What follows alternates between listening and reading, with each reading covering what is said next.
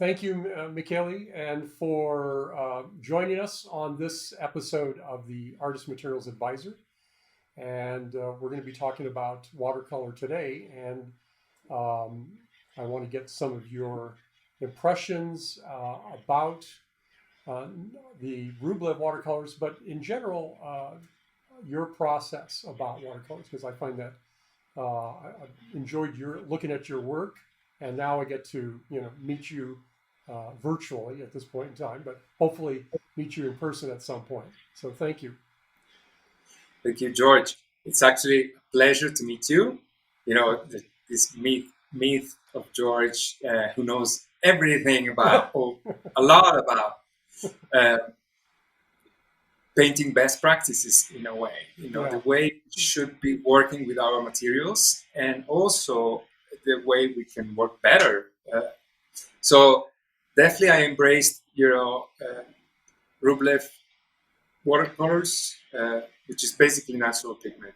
Right. Also some other products you have, because I'm also interested in drawing, and I also do oil painting. So definitely I'm proud to be somehow part of the Rublev family, because there is something going on, in your small production, and creating products are they are basically made with love. So I'm all about love. Tell me, so how did you mentioned that of course you do oil painting and watercolor, and I've got at least the impression that your main thrust now is more about watercolor. Maybe I'm misunderstanding that, but can you tell me if that is correct, and why did you choose or get into watercolor mostly at this point in time? Yeah, no, it is correct. It's my technique by election, Mm-hmm. but that doesn't mean I don't do other I don't experiment with other techniques. And actually, recently I've been drawing a lot, and watercolor has been part of my process of producing a drawing. Studying the classics, the old masters, I realized they do use a lot of washes, and even to create the base of their drawings, there's a lot of watercolor involved, or ink. In any case, I I start as an architect, and my career has been, you know, in architectural school, and I always loved painting. And I did find in watercolor, since I was very young, like the perfect technique, because I tend to control a lot, and watercolor doesn't let me. So, it does to a certain degree. And so I love that, because for me, it has always been something therapeutic in a way. So I do love to create art, but watercolor makes it better somehow, Mm-hmm. because of the spontaneous. Well, it is spontaneous, and it gives something that other techniques probably don't, which is this element of surprise. This natural element that can disrupt something you've done. When water really plays with you, and you play with water, there is something very special that happens at that point, both for the painting, which is our main focus, but also for yourself, because you are involved into a meditative and playful game, which makes it fun. It's never the same. You Mm-hmm. can't repeat watercolor. And you might be able to repeat some drawings and oil paintings, but a watercolor is pure gesture and expression. Mm-hmm. Even if you're doing it like me, with a lot of reference to the classics and old masters, it is still something unique that, I think, it's just pure magic.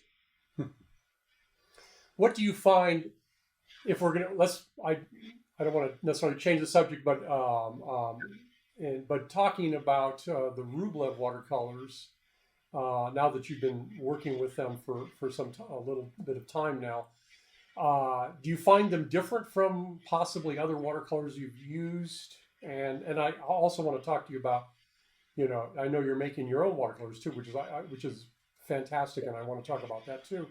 So, what do you find differently? Well, there's two things. I mean, you can buy really good watercolors, but the fact that the reason why I do like the Rublev is that I like to work with many, you know, with many colors, but I try to keep my palette really limited. Mm-hmm. And I always loved, you know, to work with grounds, like with the iron oxides, you know, materials that are natural and come from the ground. Mm-hmm. And Rublev has, you know, this amazing selection. Mm-hmm. Wonderful names, by the way. Ambrogio Yellow Earth. That's great names.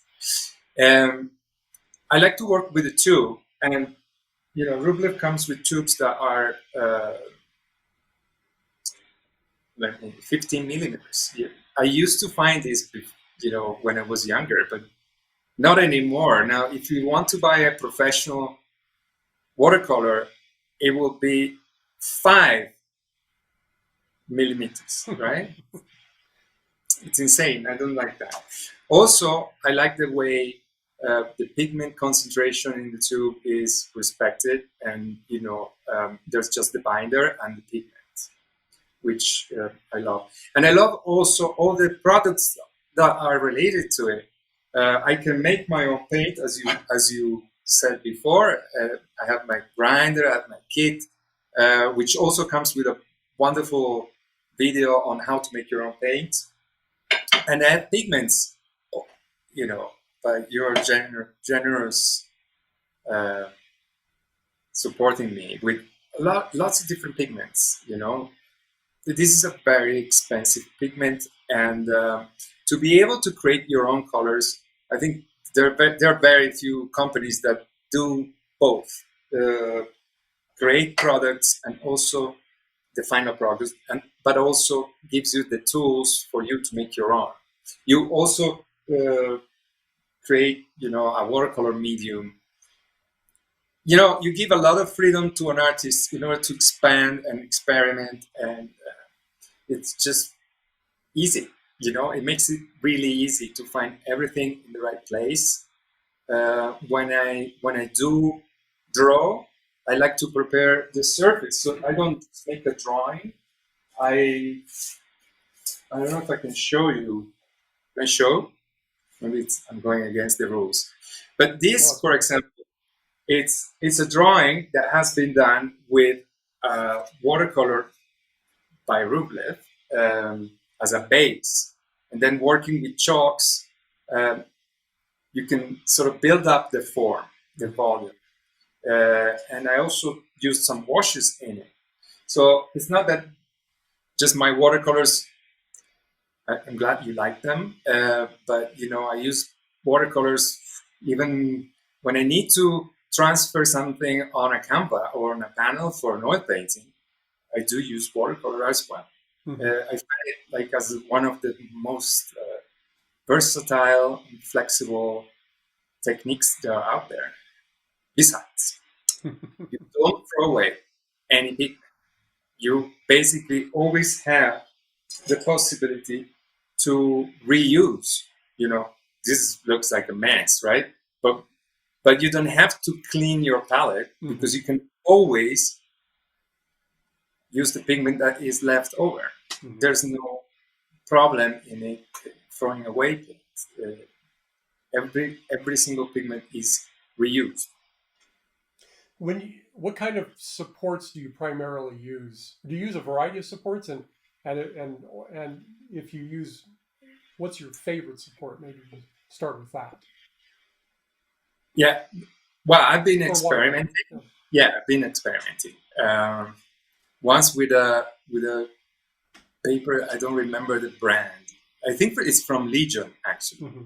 It's from Legion paper. A beautiful paper that is, I think it's synthetic. It's a plastic thing. Mm-hmm. I don't remember. But the entire painting disappeared. So I painted this beautiful silhouette with the twilight, and I went out for lunch. I came back, and there was like 3 lines at the bottom of the page because I paint vertically, right? Oh, okay. And I redid it. This time painting horizontally, and but what I really love is paper. I'm really in love with paper. I like when it's on a panel, so I did try paper on panel. Um, Arches paper, Fabriano Artistico paper, even Legion paper is good. Anything that is 100% cotton and those fibers are longer, they just make the painting stand the test of time. Same is with pigment. I won't use any pigment. I will use a pigment that is a professional grade pigment, just because we want to work on good materials, even if we're doing some sketches, because you know things need to last a long time. And so when I use paper, it should be always 300 grams minimum, because it's a more stable surface. And then it should be cotton. I don't like hot press too much for my watercolor paintings, but I do use it for my drawings. So when I do watercolors, if I need to do a demo, I do lots of demos because I teach. That will be a cold press, right? But then you can also use torsion when you get like this big grain, and you create watercolors that are more like, I would say, less defined, with less definition, less detail, more painterly. Do you do any further preparation of you mentioned preparing the drawing, and I'm not sure if that's, do you prepare the paper in any way, or before you begin drawing and your watercolor? Yes, I do prepare the paper for drawing. Okay. And I would like people to do that much more, because the old masters did that, and now nobody does it, and it's good to go back and start doing it again, either with just watercolor or with some ground that can help you enhance your drawing. Not just if you're not just if you're using a silver point, but also if you're using some other drawing techniques, like such as chalks or even graphite. When I work with watercolors, I like to use the white of the paper. Therefore, I don't prepare it beforehand. Although sometimes I do work wet on wet from the very beginning, so I might just extend some water on top of the paper. But mostly I do it later, like a wash.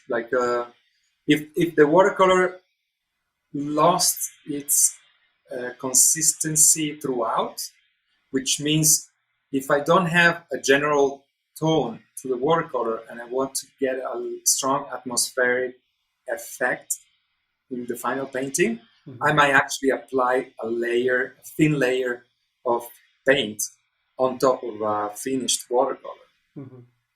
It takes time, and you need to experiment with something you might want to mess around with, but it can be done, and it has saved a lot of my works. Some works that didn't have a convincing background. I was convinced that watercolors would be, something very ephemeral. You do it, and then what's done, it's done, and then you just leave it there. But recently, I've been sort of finding ways to keep working on watercolors for days, and definitely you need a good support for that. And the papers I mentioned are really good for that. Great. Now, in your process, you mentioned, of course, you like to use the white of the paper for the highlights and the lighter values. Have you ever used white watercolor or gouache in any of your work? Very little, but I love it. Very little, but I love it. especially for when you paint landscapes and you work with certain transparent backgrounds. You might want to use some gouache for the foreground. I have in mind this beautiful lake, small lake painted by Zorn, where you have actually on the water some more opaque paint, definitely with the addition of white wash. I would use white wash more than white watercolor because it's more efficient in a way. But I don't want to use it to cover up something. I just want to use it because it's a tool to create transparencies and more opaque layers. Just for that. I don't use it for correction because you can totally correct a watercolor and you can actually almost get to the white of the paper if you wanted to. This myth that watercolor can be undone, it's a myth. If you have been working with watercolor for quite some time, as I did, you just need the right brush. You definitely need the right brush to erase properly. But painting is a process of applying material, and also it is, in fact, a process of taking some material off. This works in oil paintings, this works in watercolors, definitely works in drawing. So why is it like accepted that we erase in drawing and not in watercolor, right? So we can do really fine, interesting details in watercolor by removing pigment. Also, watercolor I find really beautiful because you can move pigment around using the medium of water. So when you have this little film of water on your paper, you are able to create incredible things, different effects by just moving the pigment around. That's I find watercolor really novel in that sense, more than chromatically in terms of the brush strokes, the effects that you can leave on the paper, and also that every single trace is there on the paper itself. So it's a really honest, completely true process. It looks like you do, and you actually mentioned it, that you do a lot of washes, or you work a lot with water as opposed to more of a dry brush. Indeed. For me, watercolor is John Singer Sargent. For me, watercolor is Andrew Wyatt. For me, it's definitely actually Andrew Wyatt did use it in a dry way. But it is important to be able to have all the tools to create what we want. So there is no limitation as long as you learn. And the learning process allows you to paint anything you want. So what I like about using watercolor wet on wood over wet is that it definitely transmits feelings at a deeper level. When I work dry over dry, it's just for fine details. I do that, but it's just for texture, and it's just in very particular occasions. I really like to use wet over wet, and I do think that it is sort of what watercolor wants to do, and the name itself says that water has to be involved, and the more water is involved in the process, the better the watercolor result, because the watercolor being so transparent, if you look at a watercolor, you see the entire story of that painting. If you look at an oil painting, it depends who did it, right? some story of that painting might need to be looked at with X-rays. Mm-hmm. In a watercolor, you see every single mark. Mm-hmm. And this is definitely how we should be painting in a watercolor technique. Your answer to that was really very interesting because in fact, when you were talking, I almost got lost in thought because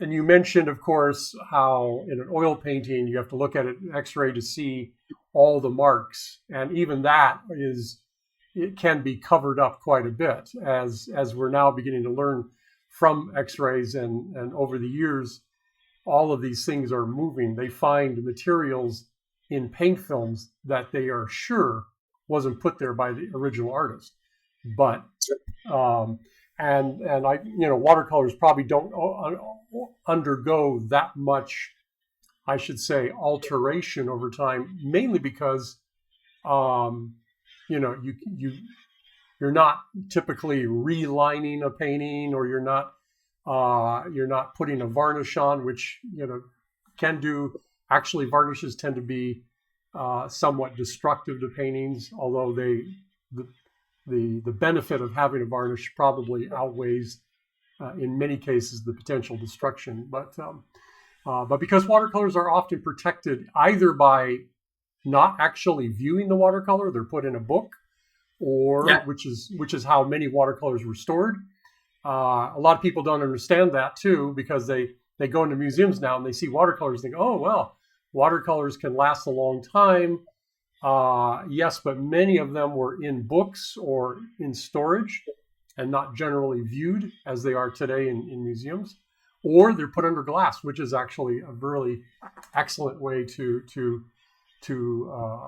display a watercolor. So it is the best way. Yeah, And when you said that about the museum restoration, all that came to my mind. It really did. When you see the when you see the Last Supper of Leonardo, what most you see right now, it's watercolor, because the film of the paint that fell off was replaced in the last restoration by water. So it is an amazing material that restorators or restorers use, and I would like to know more about that. But definitely, it's and I'm starting to learn also how to mix colors in a way that it's really interesting to me, because somehow a lot of people that use watercolors, they tend to just take it out of the tube, or just go to that particular pan and get the color straight from there onto the paper, right? But it is fascinating how mixing the watercolors we can reach an incredible amount of different colors in our palette, or in a salad, which is 10 colors, can become so much bigger. And a lot of people look for space to mix their colors when they paint with oil, but they don't when they paint with watercolor. They're just like there with the little pan, trying to get the little tree on the little piece of paper. Watercolor, when you paint big, it's amazing. That's why I use tubes. When the watercolor comes straight from the tube, it's creamy. I like how Rublev really respects, the colors. So some colors come out from the tube differently than others. This is a testimony that they're authentic, and there's no other fillers in them. And so when you deal with colors, and when you start mixing colors in watercolor, you'll be surprised, because the pigments do have a love-hate relationship, much more evident in watercolor than with other techniques. In watercolor, when they dissolve in the medium of water, they just because when in the binder, they're like sort of crystallized into the binder. But when they are free to go, it's amazing. Mm-hmm. It's amazing. And it's amazing what you can learn through experimenting. And people should experiment more with watercolor because, there are some great effects that you can really do. Sure. Yeah. In that regards, and you're talking about pigments, and that's a really good topic. Is of course a lot of watercolorists will talk about granulation. Is that a factor that you use in your painting, where it's technically what it is the flocculation, or the kind of the gathering or clumping together of the small particles? Because in reality, you cannot see the pigment particles. So what we're actually seeing is flocculation. It's a gathering of particles together. Does that work into your art? I know it does in some artists. Well, some artists really tend to look into those, and use those colors that can give them the effect they want. So granulation in portraits, which is what I do mostly, Mm-hmm. can be important for background, maybe some textures that you might want to be experimenting with, but not really to represent the skin tones. Sure. Or those part of the anatomy. I do a lot of figure and watercolor as well. I do love the effect, but I find it more useful when I do landscapes and especially architecture.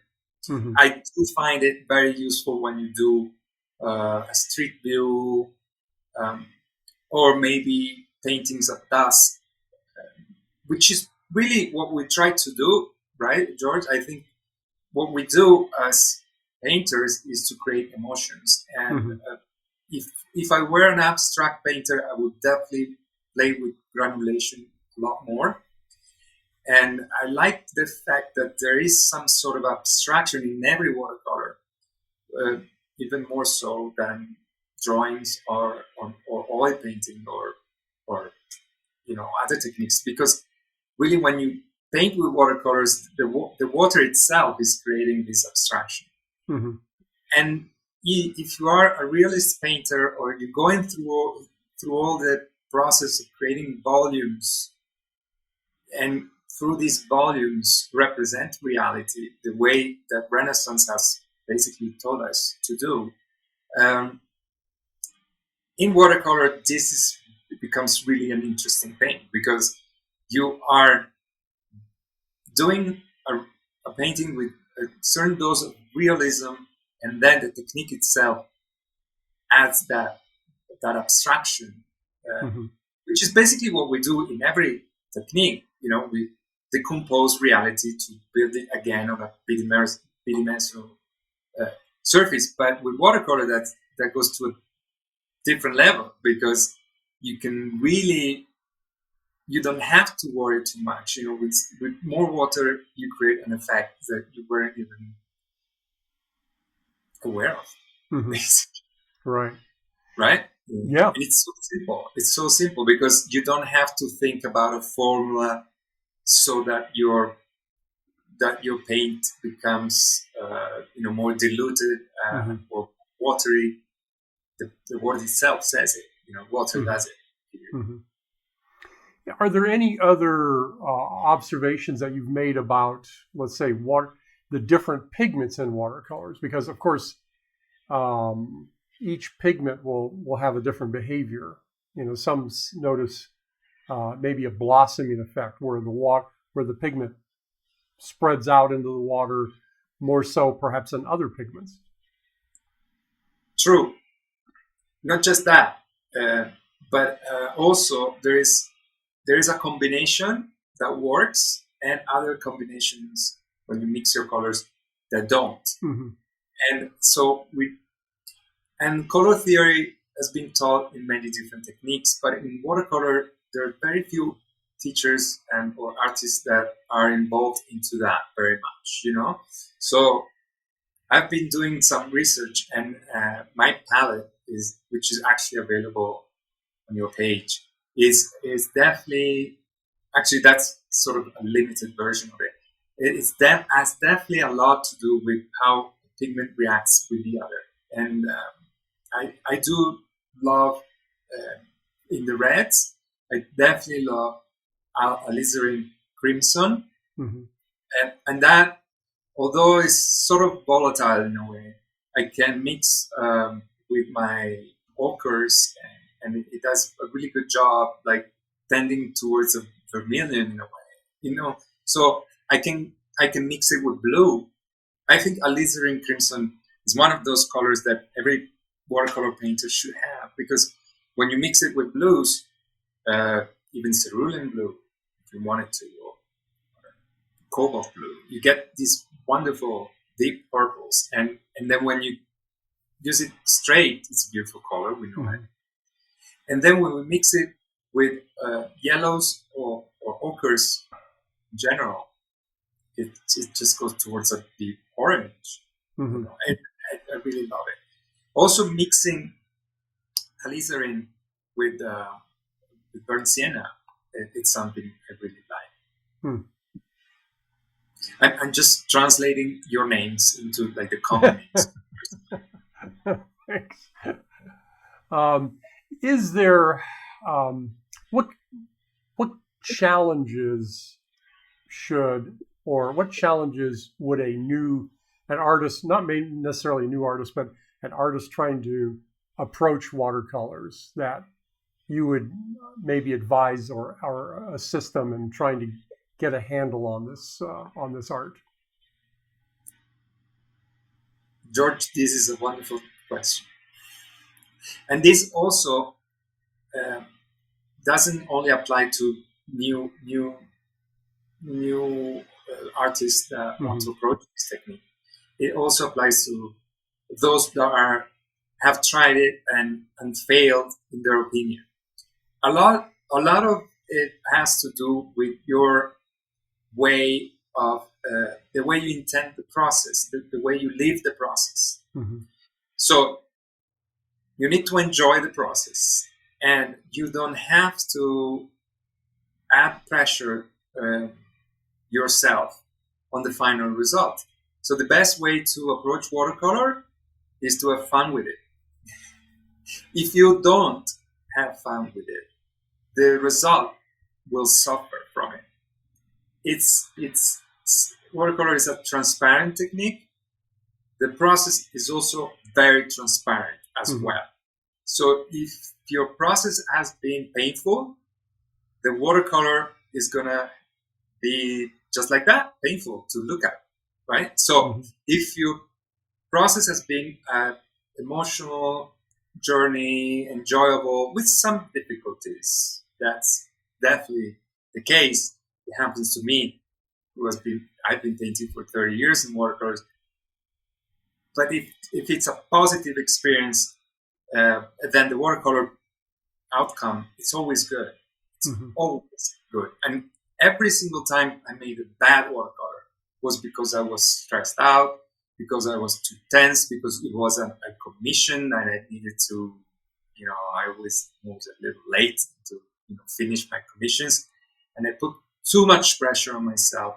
Then, it's like riding a horse. It fills you.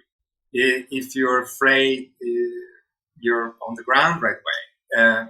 Watercolor it's a technique that is not difficult. What we make it difficult, and we can make it easy. Practice is definitely the key to anything we want to do in art. So, I always recommend practice a lot. But definitely, we need to be good with ourselves. We need to be ready for it. What I do when I'm really not in the mood is to breathe. I breathe, long, deep breath for 5 minutes. Then I'm ready to go. Or I could make my own paint. If I make my own paint, then I'm ready. because I spent, half an hour preparing it, cleaning the tools, getting ready. It is more philosophical approach than other techniques, that's for sure. And it is more personal than other techniques, I think, because you're really testing yourself, because you have something unpredictable to deal with. And it is definitely fascinating for that. A lot of control freaks like me definitely love the watercolor technique, because when you want control at any cost in your life, and you find something else that doesn't allow you to do it, but you're still enjoying it, then you have found the key. And that's probably why watercolor is my technique by election. It's also a lot has to do with my first master, Otello de Maria, who did these beautiful watercolors. He never taught me watercolor. He was teaching me oil painting and drawing. But I was in love with these watercolors, and eventually, I started doing them just like that. I never even showed him one, but it's just, there's something very special about a watercolor. A good watercolor, it's so pleasing to look at. A lot of, I know that portraits are your main subject matter in watercolor. and I imagine that some watercolorists may feel timid or perhaps hesitant about approaching portraiture in watercolor. How do you find, or how are you successful in doing portraiture in watercolor? When we paint a portrait, we need to achieve two different goals. The first one is to create a good work of art. The second one is we want to give soul to this work of art. A lot of portraits are missing the point. They don't capture the essence of the person we are trying to portray. So I would say it is not just a matter of technique, but it is definitely a matter of understanding what we want to do with a portrait and how we relate to the person that is there in front of you.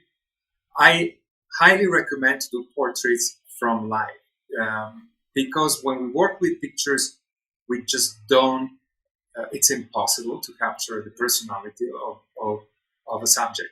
And also, there is too much information in the photography, in the photograph. It's too much information, and that is going to go into the painting somehow, ruining the painting. And the information we want is not in the picture.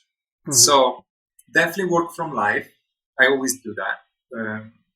With COVID, it's been a little bit more difficult, but I've been working on some pictures, and in some of my work, you can see, some famous actors, because I like to catch, some stills from movies, which I find really interesting because it's an imaging movement. So I can see the 3 dimensions of a face. This is really important. So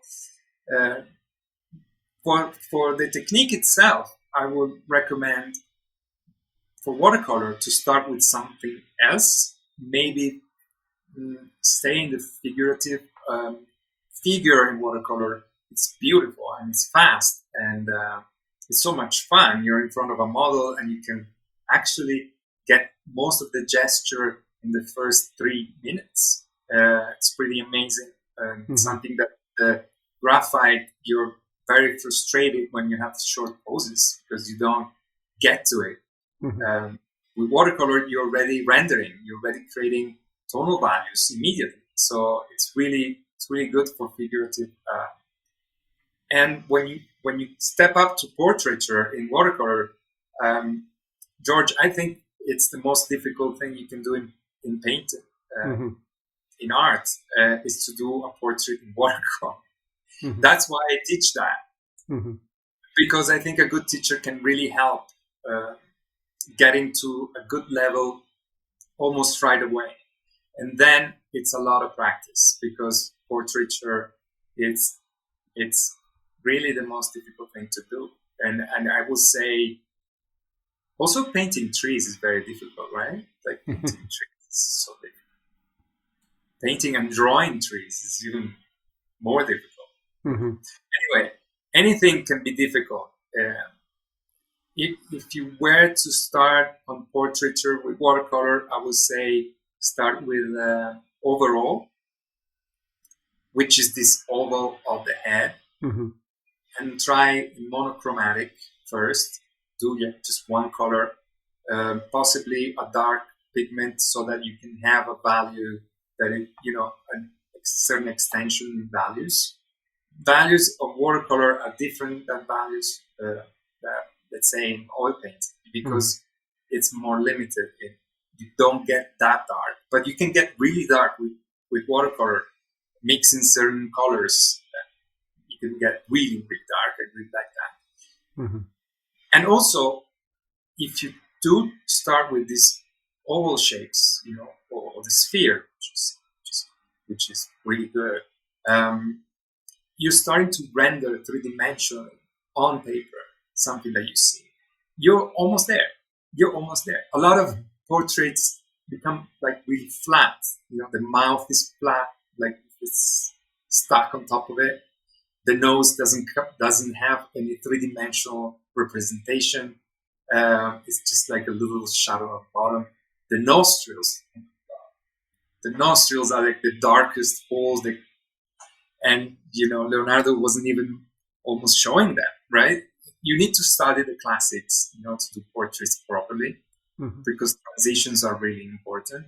And with watercolor, you can do really nice transitions as well. You just need practice, and practice a lot with a sphere, with eggs, to get these transitions really well. Then you start adding, the features, the elements. The skull. It's definitely, where is it? This is it. The skull is definitely a good way to start, because you can start seeing the different planes of the head and understand, darks and lights and shadows. It's something you can do in monochromatic, and then when you start adding colors, it's still a very good way to add slowly, progressively some colors to it. Great. Okay, well, thanks. You're welcome. Thank you, Michele, and for really a lot of good information, and especially admonition for artists who want to approach watercolors. Thank you, George. It has been a pleasure, and to all the artists out there, just keep practicing. Yeah. If you find yourself in a place where you don't want to be, learn more. There's no other way. Learn more. Just get out of that. Snap out of it. Find somebody who's really good at it and follow them. Great. Thank you.